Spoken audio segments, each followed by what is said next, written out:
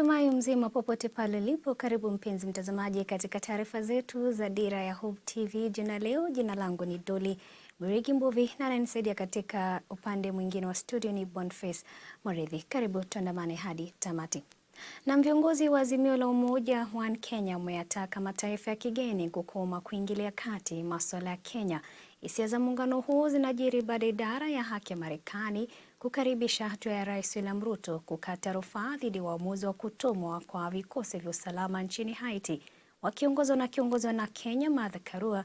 Hata hivyo, wametoa wito kwa serikali ya Kenya Kwanza kuheshimu uhuru wa mahakama. Mkutano huu pia ulihudhuriwa na kiongozi wa Azimio Raila Odinga na mkuu wa DAPK Eugene Wamalwa miongoni mwa wengine.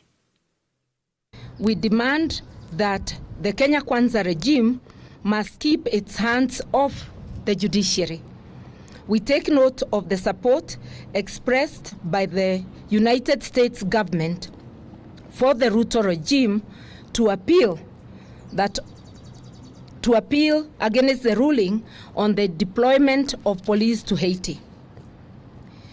It is our hope that all parties shall respect the independence of the judiciary and that foreign interests will keep off our national affairs. Azimio remains on the way forward. Azimio remains extremely disturbed by the worsening cost of living, the ever-rising and reckless taxes by Sakayo, the collapsing national currency, the chaos in the education sector, the tribalism in public service, and the return of mega corruption. Na muungano wa kitaifa wa madaktari nchini KMPDU umetoa ilani kwa serikali mwezi mmoja kabla kuanza kushiriki mgomo kulalamikia masuala kama vile hali mbaya ya kazi, kutoheshimu kwa haki za wahudumu wa afya na kucheleweshwa kwa malipo. Katibu mkuu wa KMPDU Dira ameelezea hisia mseto kufuatia uamuzi wa serikali wa kudhibiti baadhi ya huduma ambazo madaktari wanaweza kupata chini ya hazina ya afya jamii SHIF, akisema kuwa udhibiti huu itazuia kupata huduma zilizopatikana kwa bima ya NHIF. Madaktari chini ya muungano wa madaktari nchini KMPDU wamepinga bima ya afya ya jamii SHIF unaopangwa kuchukua mahali pa NHIF. Wanadai kuwa bima hiyo inawanyima wananchi huduma kamili za afya licha ya michango mikubwa kupitia makato ya 2.75% ya mishahara. We are also saying very strongly that 2.75% contribution that is being put upon the workers is an outright exploitation.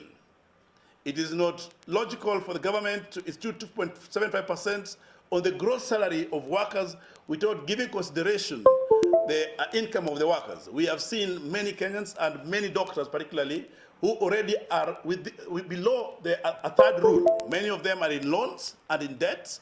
And therefore, if the government goes ahead to infect the 2.75%, it will be sending most of the workers or most of the doctors to an inability even to manage their daily subsistence and their daily services. Katibu mkuu wa KMPDU Dira ameelezea wasiwasi kuhusu anachosema ni hali mbaya ya kazi inayowakumba madaktari katika kaunti mbalimbali, akibainisha kuwa inahujumu haki zao za kikatiba. We condemn in the strongest terms the blatant disregard to the welfare of healthcare professionals who, despite the unwavering commitment to the healthcare and well-being of the Kenyans, find themselves subjected to deplorable working conditions and have now been forced to down their tools, as I've said, in Homa Bay County and the one that is coming up in Uasin-Gishu, in Elgeyo Marakwet and in Kitui. KMPDU hata hivyo imetoa wito kwa kaunti zote nchini kutekeleza kikamilifu mikataba ya makubaliano ya pamoja CBA zitakayoimarisha sekta ya afya. That Machakos County, that over a long period of time has promised to sort out the issues of CBA, but they have remained unimplemented. We cannot continue waiting for the county to give promises to do public relations with the plight of healthcare workers remaining unattended to.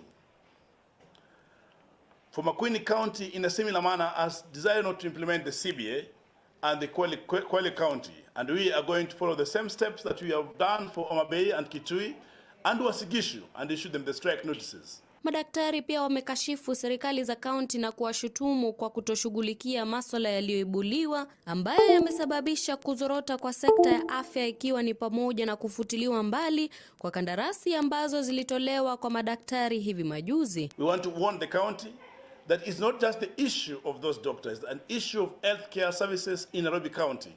And therefore, those doctors does not need to be discriminated. Most of them were subjected to bribes and to violation, of which the union has come out strongly, and if need be, next week or the week after, we are going to issue an a strike notice to Nairobi County. We demand for comprehensive cover for our members. Failure to read this call will force the union to unprecedented strikes.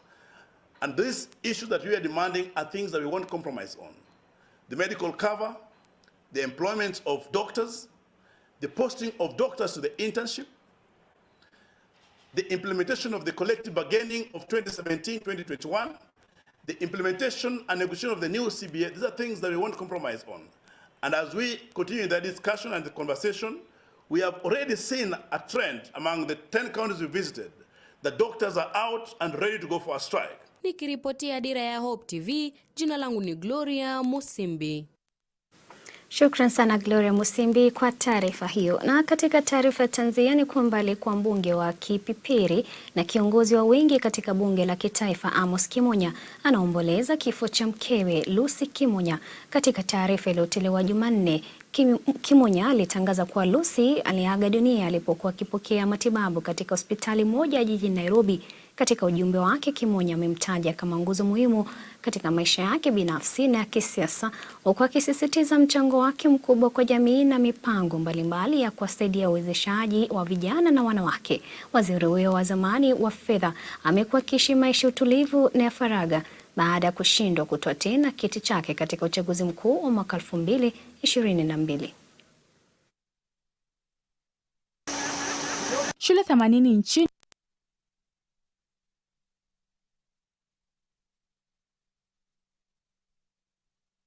azma ya kuimarisha elimu kupitia teknolojia. Kampuni ya kimataifa ya teknolojia Epson imezindua mpango wa kusambaza printer, projector na vifaa vingine katika shule 80 kote nchini. Mpango huo ni sehemu ya mpango wa Epson wa kutoa zaidi ya printer 800 za EcoTank na vifaa vingine ambavyo vitatumika shuleni na hospitalini katika nchi 8 za Mashariki ya Kati na kanda ya Afrika. Wizara ya Elimu hata hivyo imepongeza mpango huu ikisema kwamba utasaidia kutekeleza mtaala wa CBC. Alice Diana na taarifa hiyo.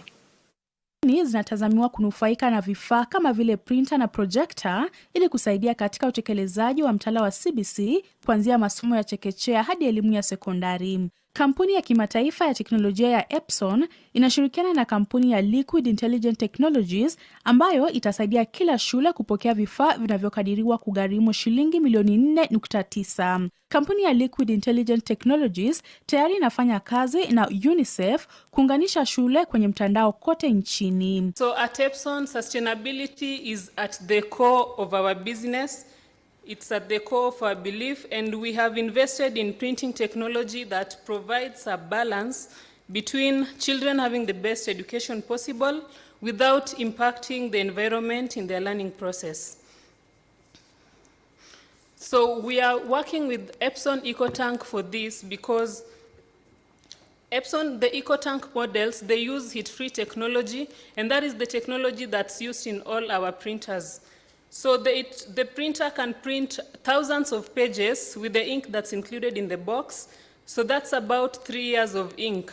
For the next 3 years, like the people that are using these printers, they won't have to worry about replenishing the ink. And even when the time comes and they need to replenish, the inks are very available and at a very affordable price. Kulingana na afisa mkuu wa teknolojia na ubunifu katika kampuni ya Liquid Intelligent Technologies Ben Roberts, ushirikiano huu unawakilisha hatua muhimu katika kuimarisha fursa za elimu kupitia teknolojia. We do need to make partnerships.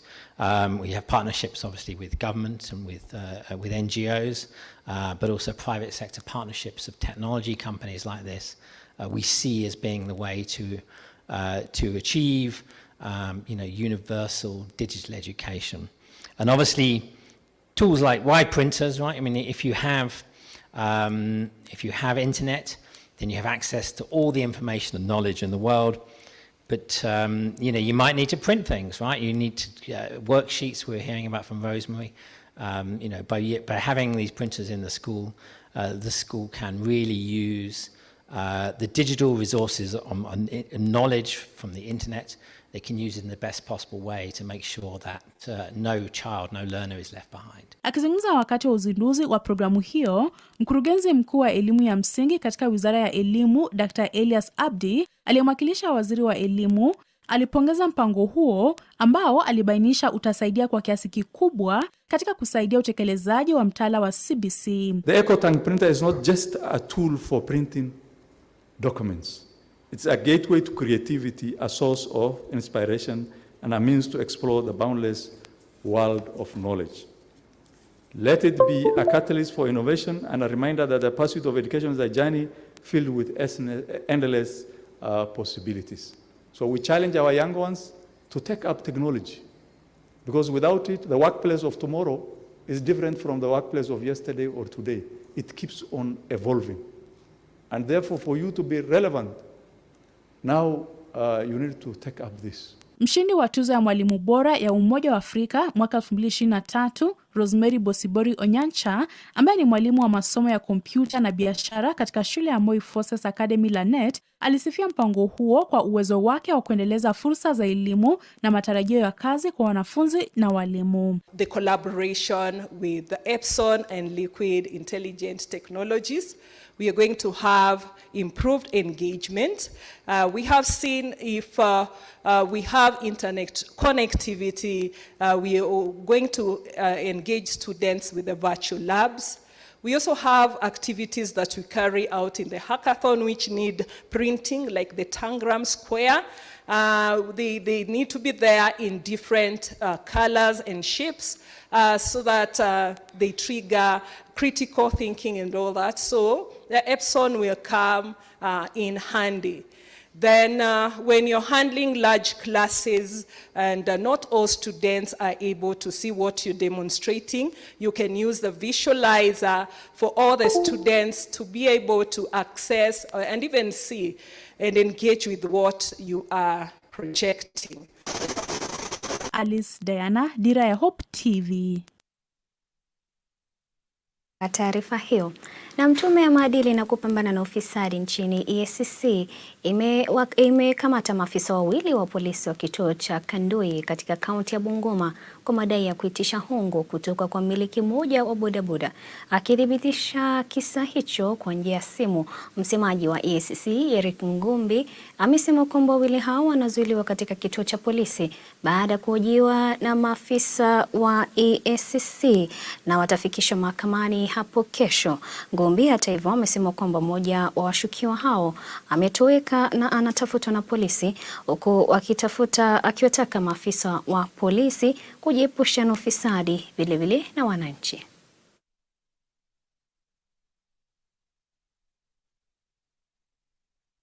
Mbali na haya ni kwamba makundi ya kidini yakiwemo Baraza la Maaskofu wa Katoliki KCCB, Baraza la Kimataifa la Makanisa nchini NCCK na mashirika ya kijamii yameanzisha kampeni chini ya mwavuli wa KCCB Mulika Initiative ili kuhamasisha jamii kuhusu amani. Juhudi hizo zinajiri kufuatia mizozo ya hivi majuzi kati ya viongozi katika kaunti ya Kisii ambao hawajashiriki mazungumzo ya kushughulikia masuala yao.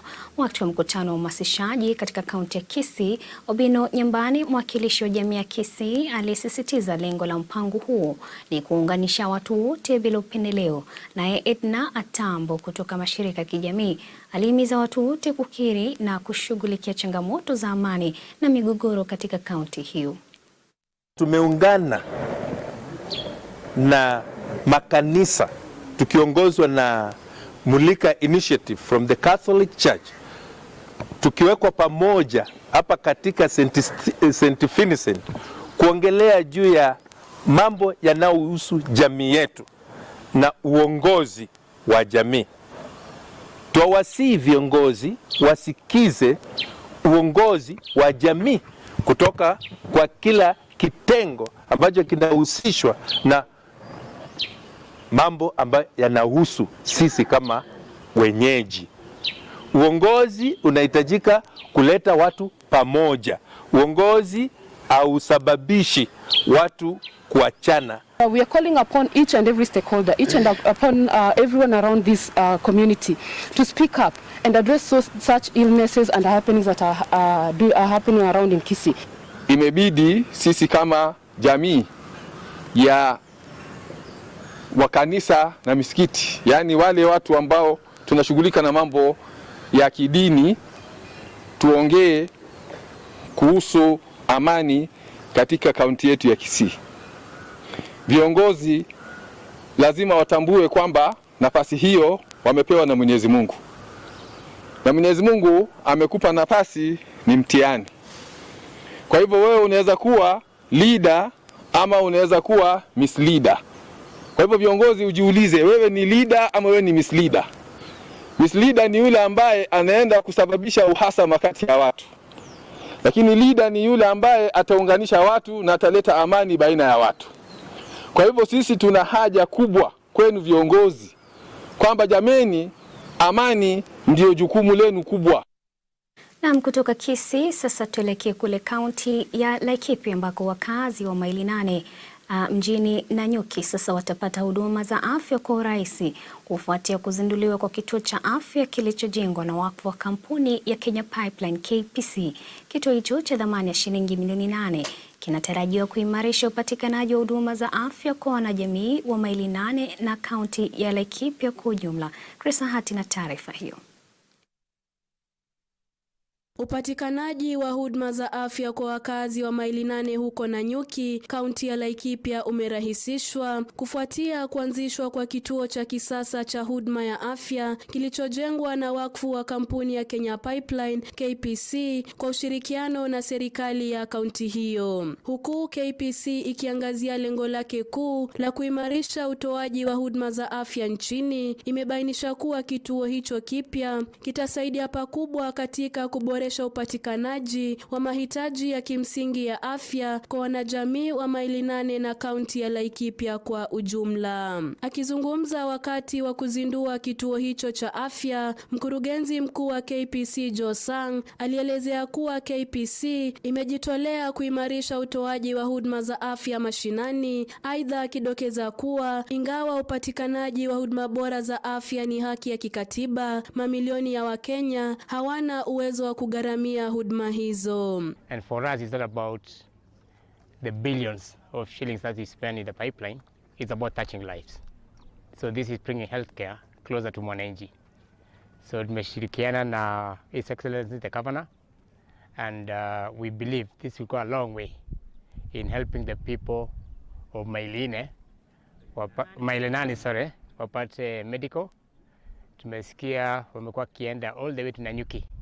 Kwa upande wake, gavana wa Laikipia Joshua Irungu alielezea kuwa zahanati hiyo imeleta huduma za afya karibu na wanajamii wa maili 8, vilevile akikariri kuwa itapunguza mzigo wa magonjwa sugu katika kaunti ya Laikipia. Kati ya zile dispensary tumetenga ya kwamba tutatengeneza au tutajengea watu wa Laikipia, tayari moja is off kwa sababu ya ile ufadhili. Kwa hivyo sisi kwetu kwa kaunti mambo ya staffing na mambo mengine tutaendelea kusustain, kwa sababu mara nyingi tunaonanga wafadhili wanajega lakini serikali inaashiria, na kwa hivyo tunataka kuhakikishia KPC ya kwamba tutaendelea na kushikilia hiyo hospitali, tutaendelea na kuipanua ikuwe na maternity ward na ikuwe na other facilities ya ile itaweza kuhudumia hawa watu wetu. Gavana Irungu aidha aliipongeza kampuni ya Kenya Pipeline kwa mchango wake, haswa kujitolea kwake kushughulikia mahitaji muhimu katika jamii. Ni ile furaha wako naye ni kwa sababu hii walikuwa wanatembea kilomita nyingi sana.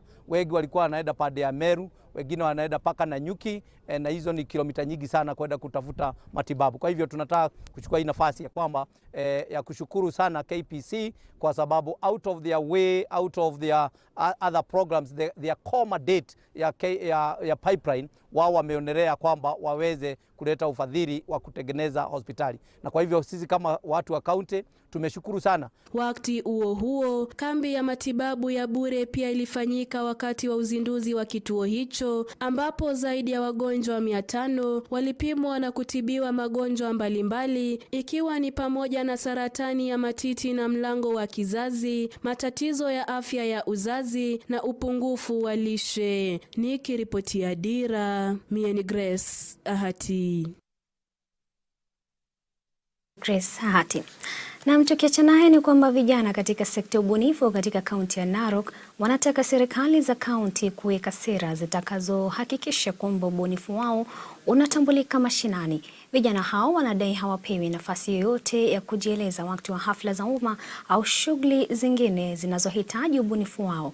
Mwenyekiti wa jukwaa la Creative Network Forum, Tom Kiminta, anasema kwamba sera inafaa kuwekwa ili kuhakikisha kila serikali ya kaunti, mashirika ya kiserikali na wawekezaji wanaajiri wasanii ili kuwaburudisha wageni au kufanya kazi nyingine yote muhimu wanayotakiwa kufanya.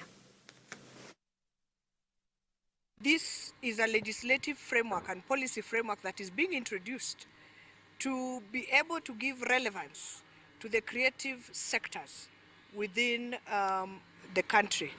We are looking for ways of consolidating all the industries that are found in this country on creatives.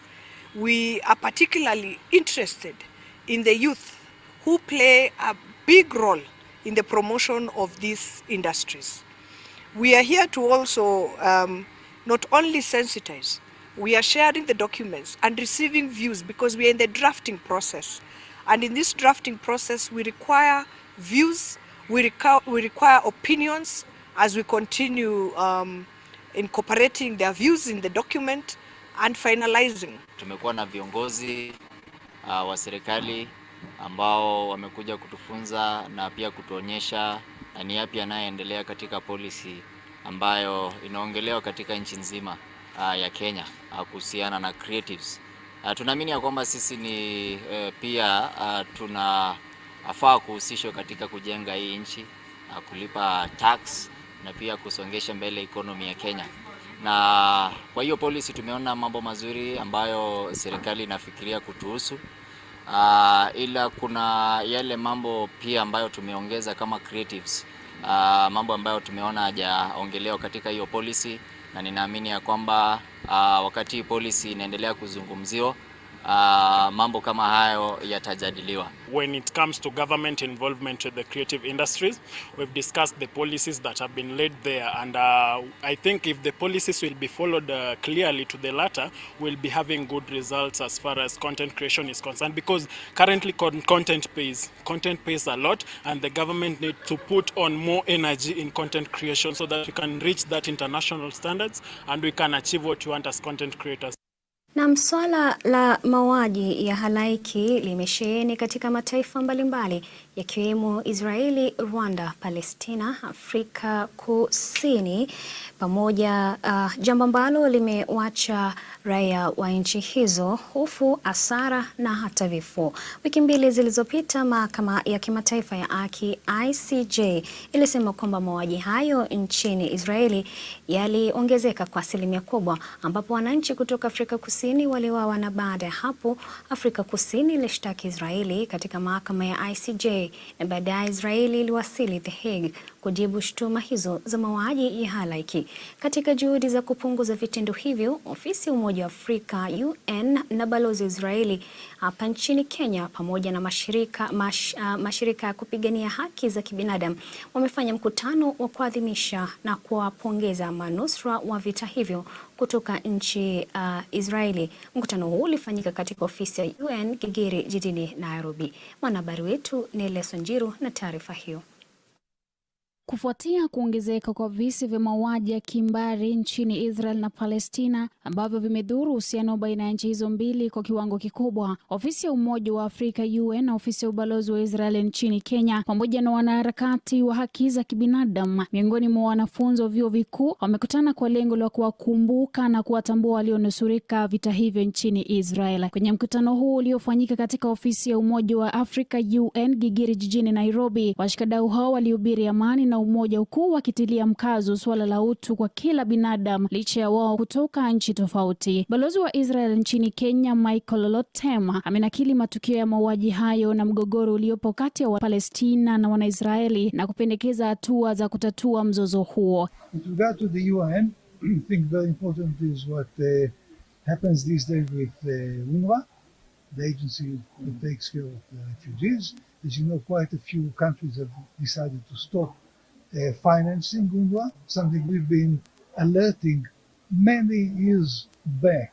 I just watched yesterday a speech of my colleague in the UN many years back saying that UNRWA's books. Kadhalika amesema vifo vingi vya halaiki vilivyotokea nchini Palestina na Israel ni kutokana na ukosefu wa uongozi bora, na iwapo hilo halitazuiliwa huenda likasababisha hasara kubwa na kuzorota kwa uchumi. The General Assembly decided that to commemorate the International Holocaust Memorial Day on 27th of January, the day when the Soviet Red Army liberated Auschwitz, liberated the inmates, the prisoners, the Jewish prisoners in Auschwitz.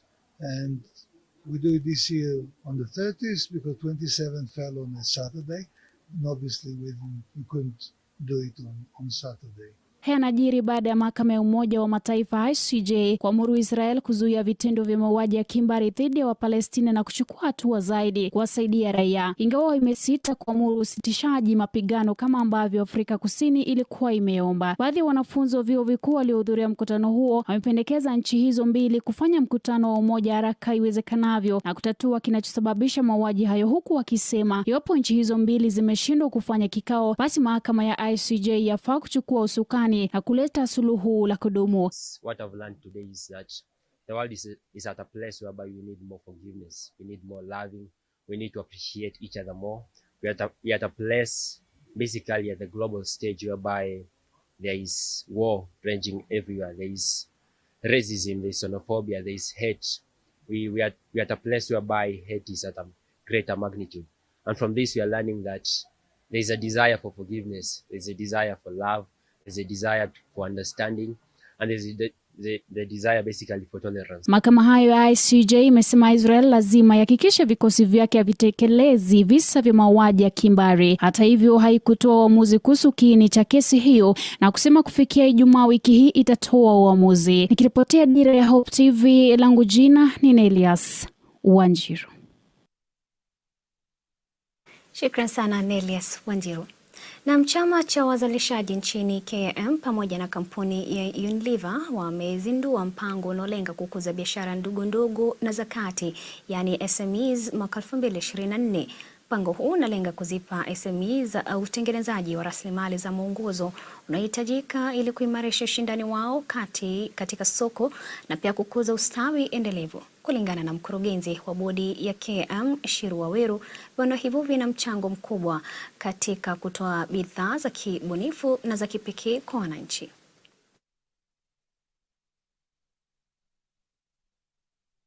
And for us, it's not about the billions of shillings that we spend in the pipeline. It's about touching lives. So this is bringing healthcare closer to mwananchi. So tumeshirikiana na His Excellency the Governor, and we believe this will go a long way in helping the people of Mailenani wapate medical. Tumesikia wamekuwa kienda all the way to Nanyuki. Kati ya zile dispensary tumetenga ya kwamba tutatengeneza au tutajengea watu wa Laikipia, tayari moja is off kwa sababu ya ile ufadhili. Kwa hivyo sisi kwetu kwa county mambo ya staffing na mambo mengine tutaendelea kusustain, kwa sababu mara nyingi tunaonanga wafadhili wanajega lakini serikali inaashiria, na kwa hivyo tunataka kuhakikishia KPC ya kwamba tutaendelea na kushikilia hii hospitali, tutaendelea na kuipanua ikuwe na maternity ward na ikuwe na other facilities ya ile itaweza kuhudumia hawa watu wetu. Ni ile furaha wako naye ni kwa sababu hii walikuwa wanatembea kilomita nyingi sana. Na kwingineko katika michezo ni kwamba Cape Verde almaarufu Blue Sharks waliwabwaga Mauritania bao moja kwa kufuzu katika quarter finali ya kombe la AFCON. Nyangumi wa Cape Verde watakabiliana na mshindi kati ya Afrika Kusini na Morocco katika hatua ya 8 bora. Huku yakijiri, wenyeji Ivory Coast walijizatiti kisabuni na kuwavua ubingwa wa Senegal baada ya kushinda kwa mabao 5-4 na kufuzu kwa robo fainali kupitia matuta penalti baada ya timu zote kuambulia sare ya 1-1.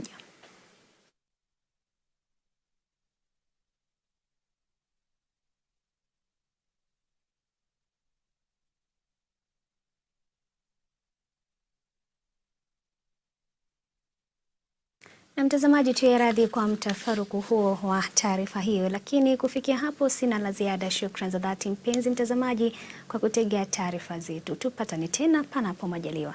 Mie ni Dolly Mbuvi na mtafsiri wetu wa lugha ishara amekuwa ni Boniface Morethi. Alamsiki.